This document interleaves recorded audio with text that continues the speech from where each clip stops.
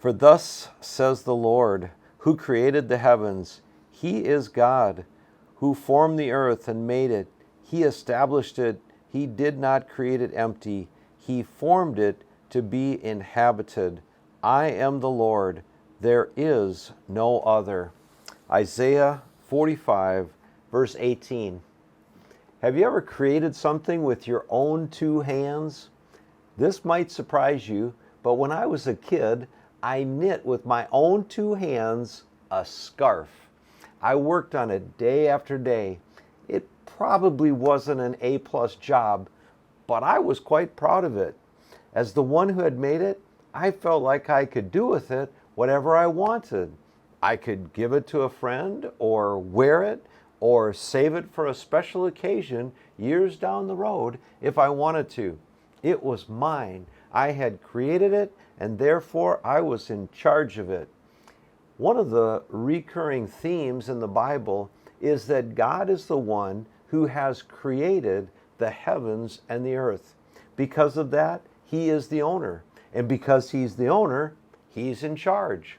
He establishes the rules and decides what's right and wrong.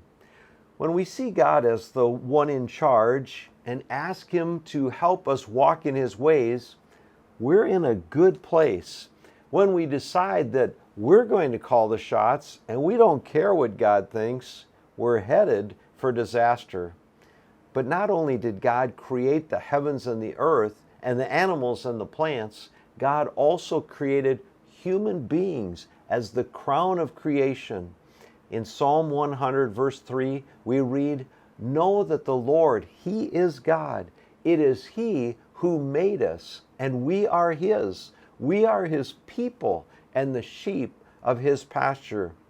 We were handmade by God.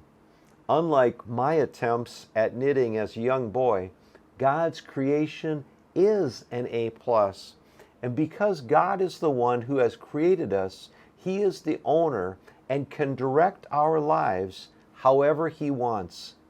It's possible that He may need us for a big responsibility, but it's also possible that He may want to use us in being faithful in a mundane responsibility. He's the owner and He gets to choose. So the next time you're sitting around knitting a scarf, remember that it's the owner that is in charge of that which happens to that which has been created. God's in charge and can be trusted, and for that we can be eternally grateful.